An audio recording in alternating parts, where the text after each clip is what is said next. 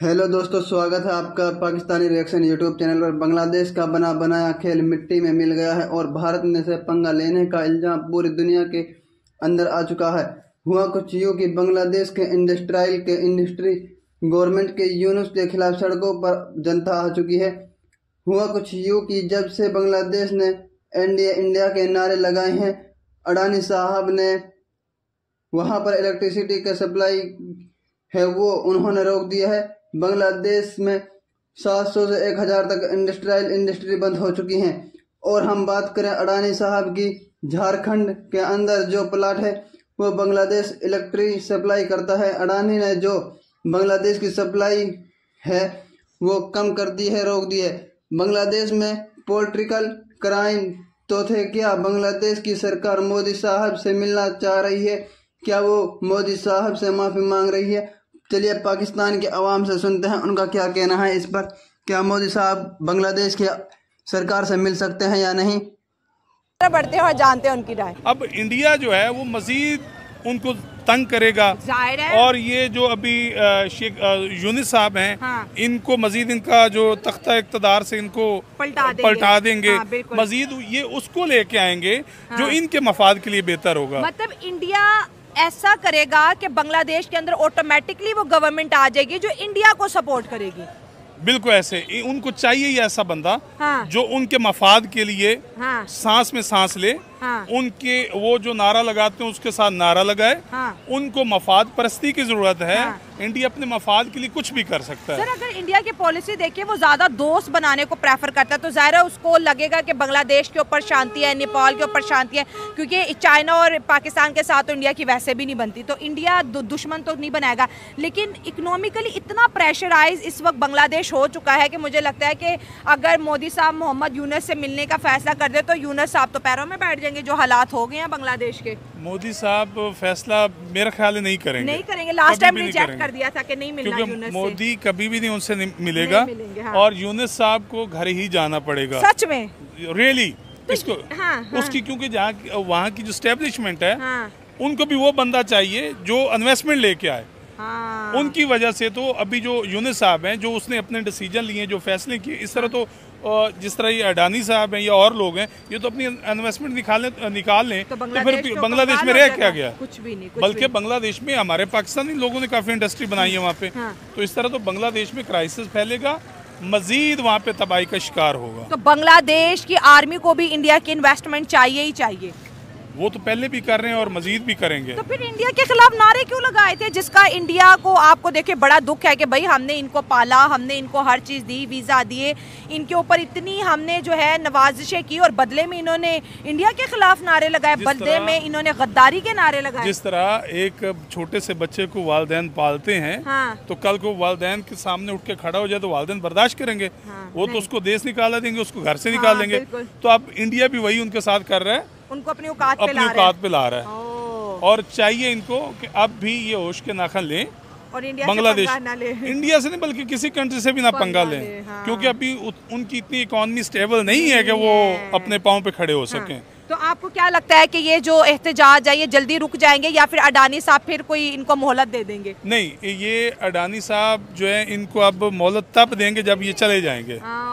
उससे पहले इनकी अब चूंकि ऐसी वजह नहीं बन रही कि जिसकी वजह से वो टिक पाए यूनुस भाई। सर, इंडिया इतना पावरफुल कैसे हो गया इकोनॉमिकली, पॉलिटिकली, हर फोरम पे उसकी बात चलती है। बांग्लादेश जैसे मुल्क की नाक की नकीरें निकलवा दी। दुनिया की 5वीं बड़ी इकोनॉमी इंडिया है, हाँ, बिल्कुल। इंडिया 5वीं बड़ी इकोनॉमी है, हाँ। और अब देखें लोग बाहर की जो कंट्री है वो इंडिया में आके इन्वेस्टमेंट कर रहे हैं। एग्री, हाँ। क्योंकि उन्होंने अपने जो लोगों को टैक्स फ्री, मतलब कुछ टैक्स में छूट दी, हाँ, है, और अपना उनको बिजनेस का मौका दिया है कि आए आप इन्वेस्टमेंट करें, हम आपके लिए हर लिहाज से आपके साथ खड़े हैं। और वहाँ की इन्वेस्टमेंट, वहाँ पे लोग जाके इन्वेस्टमेंट कर रहे हैं और उनका मुल्क खुशहाल हो रहा है दिन ब दिन। अभी आपने देखा होगा एक दो दिन पहले इंडिया ने बयान दिया कि अगर पाकिस्तान, हाँ, हमारे साथ दोस्ती रखे तो इनको IMF से कर्जा लेने की जरूरत ना पड़े, हाँ, तो इसका मतलब ये कि हमें ही कह रहे हैं। हालांकि आप देखिए पाकिस्तान वो मुल्क है जो कि कुछ साल पीछे चले जाएं तो ये कर्जा देने वालों की लिस्ट में था। जर्मनी, जापान को इंडिया, ये पाकिस्तान ने कर्जा दिया, हाँ। आज हम बाहर के मुल्कों से कर्जा ले रहे हैं। कोई भी बड़ा कंट्री है उसके मफाद के साथ या उसके अगेंस्ट जाएंगे तो वो वक्ती तौर पे आपको दबाने की कोशिश करेगा। उसके सबसे जो एक सॉलिड वेपन होता है उसके पास, वो इकोनॉमिक होता है कि आप इकोनॉमिकली जो किसी को वीक कर लें या सैंक्शन लगा दें उस पर, ठीक है, उस पर पाबंदियाँ लगा दें, वो ट्रेड की सूरत में हो, कोई एड की सूरत में हो, किसी भी सूरत में हो, उसको फाइनेंशियली आप वीक कर दें तो फिर आप उससे अपने मुतालबे जो मनवा सकते हैं वापस अपने ट्रैक पे लेके आ सकते हैं। मतलब कि ये तो पूरी वर्ल्ड में है। जैसे ईरान पे बहुत सारी सैंक्शंस हैं, ठीक है, और पाकिस्तान पे हैं। अब पाकिस्तान ईरान से गैस नहीं ले सकता, अफ़गानिस्तान पे इतनी सैंक्शंस रही। क्या है कि जब भी आप किसी बड़े कंट्री के मफाद के अगेंस्ट जाएंगे तो इस तरह की प्रॉब्लम्स तो आएंगी। मतलब आप ये कह रहे हैं कि जो बांग्लादेश है वो इंडिया के खिलाफ गया तो उसको सामना, क्योंकि अडानी साहब ने तो उनको प्रॉपर बिजली देना बंद कर दिया कि पहला लोन दे, और उस लोन में से भी वो $150 मिलियन ही चुका पाए हैं। अब ये कि जो बांग्लादेशी थे वो इंडियंस के ज़्यादा, तो मेरे दिल की ख्वाहिश ये थी कि प्राइम मिनिस्टर नरेंद्र मोदी पाकिस्तान आते और बड़े अच्छे तल्लकात हो जाते, कोई दोस्ती के मामला शुरू होते। लेकिन बदनसीबी हमारी कि प्राइम मिनिस्टर नरेंद्र मोदी पाकिस्तान नहीं आए। लेकिन फिर खुशनसीबी है हमारी कि डॉक्टर जयशंकर पाकिस्तान आ रहे हैं। जी तो दोस्तों, मैं हूं सुहेब चौधरी और आप देख रहे हैं मेरा और आपका YouTube channel real entertainment TV. Abid भाई हमारे साथ मौजूद हैं और जिस खबर पे आबिद भाई के साथ हम वीडियो रिकॉर्ड करने जा रहे हैं बहुत ही बड़ी खबर है, और जब से ये खबर आई है पूरे पाकिस्तान के मेन स्ट्रीम मीडिया पे इसी का जिक्र किया जा रहा है। 2016 के बाद 2024 में अब तक पहली दफा ऐसे होने जा रहा है कि इंडिया से कोई बड़ा लीडर, कोई बड़ा पॉलिटिशियन पाकिस्तान के विजिट पे, अगर वो है इंडिया के फॉरेन मिनिस्टर डॉक्टर जयशंकर, जो कि इस्लामाबाद में एससीओ की मीटिंग अटेंड करेंगे, और ये खबर कंफर्म हो चुकी है।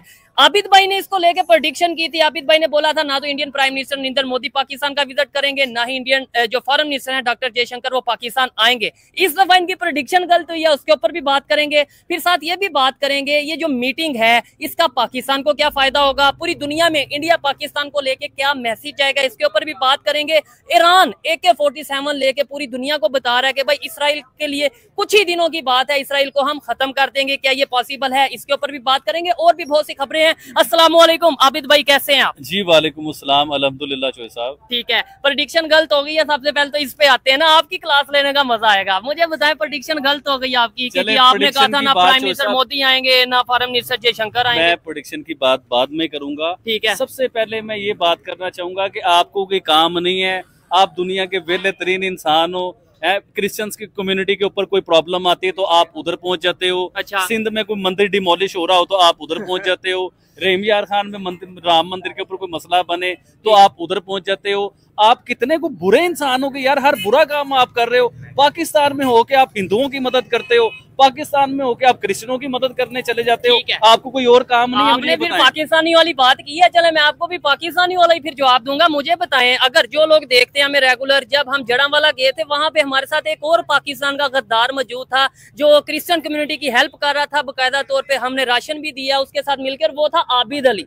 फिर अगर रहीम यार खान की बात करें, कुछ दिन बाद वीडियो आएगी उसमें भी चीजें क्लियर होंगी, लेकिन वहां पे भी बाकायदा तौर पे आबिद अली ने वीडियो कॉल की, उन लोगों को सपोर्ट किया, हौसला दिया कि भाई हम आपके साथ हैं। फिर गद्दार तो आप भी हैं, पाकिस्तान के दुश्मन तो आप भी हैं। अगर तो अकलियतों के ऊपर खड़ा होने गद्दारी है तो फिर हम मिनोरिटी के ऊपर खड़े होके हक की बात करना गद्दारी है। देखें, अगर हम अपनी मस्जिद के लिए खड़े हो सकते हैं तो मंदिर के लिए खड़े नहीं हो सकते, चर्च के लिए खड़े नहीं हो सकते। कायदे आजम मोहम्मद अली जीना जो आप चला रहे थे अपनी वीडियो के बीच में, कायदे आजम मोहम्मद अली जीना ने इतना बड़ा ऐलान किया कि ये मुल्क सबके लिए है।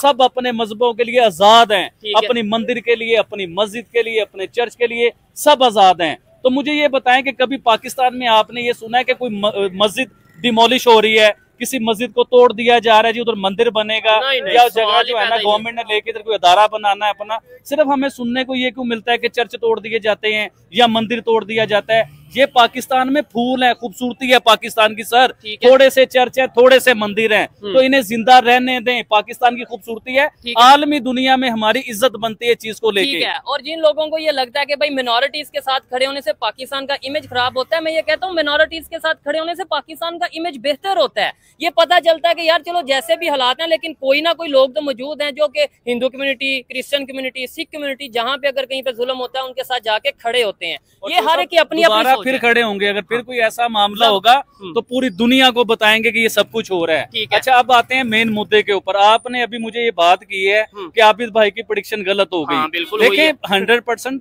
मैं कोई बाबा जी तो नहीं हूँ कि सारी बातें 100% आपको बता दूंगा। मैंने भी तुक्का ही लगाना है या कहीं से देख के पढ़ के मैंने कोई बात आपको बताने की ये हो रहा है, लेकिन फिर भी मैंने गलत बात नहीं मान जाते हैं आबिद भाई, ये इनकी सादगी कह लें या दिल का साफ होना कह लें कि खुद ओपनली, नहीं तो अदरवाइज बंदा कहता है नहीं जी वो मैंने तो इधर से आइडिया लगाया था, ये प्रेडिक्शन की थी। वो खुद कह रहे हैं यार मैं कहीं ना कहीं से पढ़ लेता हूँ, कहीं से सुनता हूँ और फिर जो मेरा एक माइंड कहता है उसके ऊपर मैं बात करता हूँ। लेकिन आप ये भी देखिए कि मेरा प्रेडिक्शन जो है वो तकरीबन 50% से ज्यादा सच भी हुई है। मैंने कहा था prime minister Narendra Modi SCO की मीटिंग में पाकिस्तान नहीं आएंगे, तो वो नहीं आ रहे हैं। मैंने कहा था कि उनके और मुख्तलिफ लोगों का नाम लिया था, वो नहीं आ रहे। अच्छा, पाकिस्तान की खुश नसीबी है ये, अगर डॉक्टर जयशंकर पाकिस्तान आ रहे हैं ना तो ये पाकिस्तान के लिए प्राउड होना चाहिए, पाकिस्तान के लिए खुश नसीबी होनी चाहिए। अब ये भी बताता हूँ कि क्यों है ये सारे मामला। देखिए डॉक्टर जयशंकर वो कोई छोटा नाम नहीं है, वो एक क्लास है।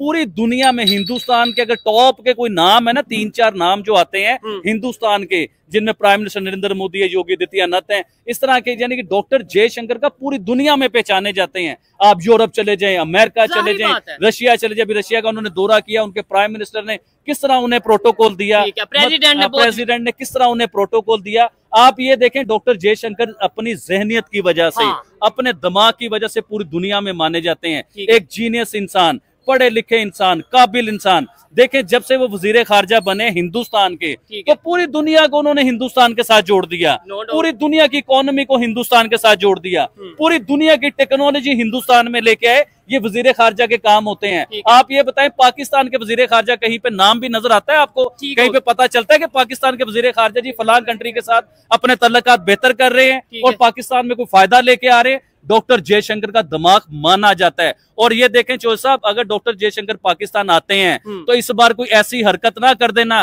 कि जिसकी वजह से हमारे तल्लुकात फिर बेहतर होने की और करे। आप बांग्लादेशियों की चीखें निकल रही है, तो जब बर्दाश्त नहीं कर सकते सामने वाले का जवाब, तो पंगा क्यों लेते हो? मैडम देखें इंडिया रिलीजियस हम लोग अगर देखा जाए तो अभी जो आपने कहा कि वहाँ पे मंदिर डिमोलिश हो रहे हैं, वो तो एक रिलीजियस आफ्टर मैथ है ना। हाँ, लेकिन रिजीम चेंज के बाद हुआ ना। उन्होंने उनकी इन्वेस्टमेंट हुई है, तो ज़रूरी नहीं कि इंडिया सारी इन्वेस्टमेंट अपनी वापस ले ले। उसने काफ़ी हद तक इन्वेस्टमेंट की है जिसको वो वापस नहीं कर सकता। अगर वो टाइम बीइंग कर भी देता है सरेंडर, तो उसके बाद बांग्लादेश को भी पता है कि यार the time shall come again, उस टाइम के लिए रेडी होगा। इंडिया अगर हम बांग्लादेश देखें, इट्स सेल्फ वेरी रिसोर्सफुल। दुनिया की सबसे बड़ी fish market I assume Bangladesh में है, सबसे ज्यादा टेक्सटाइल उनका बहुत ग्रूम कर रहा है, लेकिन कहीं ना कहीं पे क्राइसिस में जाएगा। मैं आपसे बात करूंगी, आपसे कर ली। सर आप क्या कहेंगे कि बांग्लादेश के अंदर जिस तरह से मोहम्मद यूनिस के खिलाफ अब नारेबाजी शुरू हो गई है और कह रहे हैं कि इंडिया ने बड़ा अच्छा सबक सिखाया बांग्लादेश को? जी, सबसे पहले तो ये कि सबसे पहले बांग्लादेश ने बहुत अच्छा काम किया। अच्छा काम किया जी, उनके स्टूडेंट बड़ा अच्छा काम किया। जी क्या काम किया? शेख हसीना वाजी जैसे भाई बता रहे थे कि 20 साल पे बैठी हुई है। हाँ, ठीक है। आपको सबसे पहले मैं बताऊं, जिस मुल्क में जमहूरियत नहीं ना, वो मुल्क कामयाबी नहीं है। हाँ, डेमोक्रेसी इंपॉर्टेंट है, एग्री। हाँ। जी, सबसे पहले डेमोक्रेसी होगी तो मुल्क चलेगा। हाँ। अगर वो 20 साल से बैठी है, कुछ नहीं कर रही, लोग उससे उकता गए हैं, तो वो सड़कों पे आए हैं। हाँ। ये बहुत अच्छा किया उन्होंने, उसे निकाला है। अच्छा। अब अगर वो आया वो क्या नाम है उसका, जो भी है मुझे नहीं मोहम्मद यूनुस आया, तो वो डिक्टेटर मोहम्मद जी। यूनुस। हाँ। अब वो क्या डिमांड कर रहे हैं इलेक्शंस की। हाँ। इलेक्शन जरूरी है इंडिया में और नहीं बांग्लादेश में। और रही बात कि बांग्लादेश स्टेबल होगा कि नहीं, स्टेबल हो ही जाता है। ईरान को देख लें, उस पर पाबंदियाँ हैं, कैसे स्टेबल है। आज उसने इसराइल पे कल रात को हमला किया, किस बिना पे किया? सारे मुल्क से उसकी ट्रेड कोई भी नहीं है। हाँ, लेकिन फिर भी वो इंडिपेंडेंट करेंसी उसकी लो है, लेकिन फिर भी वो सब कुछ अपना कर रहा है ना। ये है कि बांग्लादेश के एक तरफ देखिए म्यांमार है उसकी, और बांग्लादेश की नहीं बनती जैसे हमारी और इंडिया की नहीं बनती। दूसरी जानिब बांग्लादेश के पास इंडिया है और इंडिया ही वो मेन बॉर्डर है जिससे वो ट्रेड अपनी कंटिन्यू करता है। अब इंडिया के खिलाफ बांग्लादेश के अंदर जहर कैसे भरा, क्यों भरा? लेकिन अब इंडिया जब एक एक करके, जैसे बिजली है, उन्होंने कहा $800 मिलियन हमारा दो, इंडिया ने कहा, अडानी साहब ने। बांग्लादेश के पास नहीं, उन्होंने सिर्फ $150 मिलियन दिया। अब बांग्लादेश के अंदर शदीद किस्म की लोड शेडिंग है, इंडस्ट्री सारी बंद हो गई। अब देखिए ऐसा कोई मुल्क जिसके अंदर इंडिया की इन्वेस्टमेंट हो और फिर इंडिया वो इन्वेस्टमेंट निकालता है या उस इन्वेस्टमेंट को उस तरह से इन्हांस नहीं करता, तो बांग्लादेश के पास ऑप्शन अब क्या बची है? फिर लोग रोड्स पे आए हैं, 2 दिन हो गए हैं। बांग्लादेश के इंडिया के साथ राब्ता खत्म ना, बंगाली चाहे तो चाइना से भी मिल सकते हैं। तो वो तभी तो उन्होंने चाइना से हाथ मिलाया था और हमने तो कोई मदद नहीं की। हमारे पास कुछ क्या है मैम। तो चाइना ने भी नहीं की ना फिर। चाइना, ये तो देखें एक लहदा मसला है ना, अगर इंडिया नहीं कर रहा तो बाकी ऑप्शंस नहीं खत्म हो रही। हाँ। सबसे पहली ये बात है कि जो करवा रहा है अमेरिका करवा रहा है। अच्छा, अमेरिका के बिना कुछ नहीं हो रहा दुनिया में। पाकिस्तान को भी अमेरिका बोलेगा तो सब कुछ होना है। हाँ। जो करवा रहा है अमेरिका करवा रहा है। हाँ, तो अगर वो इंडिया की ऑप्शन नहीं है उनके पास, पाकिस्तान के पास तो कुछ वसाइल ही नहीं है, पाकिस्तान की अपनी बिजली नहीं पूरी हो रही। हाँ, तो हम क्या करेंगे। तो मोहम्मद यूनुस तो पाकिस्तान के साथ जो है हाथ मिला रहा है और पाकिस्तान की गवर्नमेंट कह रही है हम बांग्लादेश में इन्वेस्टमेंट करेंगे। कर लो गाल। तो कर सकते हैं IMF से लेके ना, डायरेक्टली ना करें, इंडायरेक्टली तो कर सकते हैं ना। हाँ। लेकिन अच्छी बात है अगर बांग्लादेश और पाकिस्तान के रिलेशंस अच्छे हो गए तो अच्छी बात है। खिते में एक और बांग्लादेश तो कह रहा है पाकिस्तान के साथ मिलके एटम बम बनाऊंगा, फिर वो बम से इंडिया को डराऊंगा। जी, एटम बम तो हमारे पास भी पड़े हुए हैं, लेकिन क्या है इंडिया डरता तो हमसे भी नहीं है। एटम बम बनाने से थोड़ी डरते हैं। हाँ। हमारे पास भी तो पड़े हुए हैं, वो डरते हैं? हाँ। नहीं डरते। इंडिया नहीं डरता एटम बम से। नहीं डरता।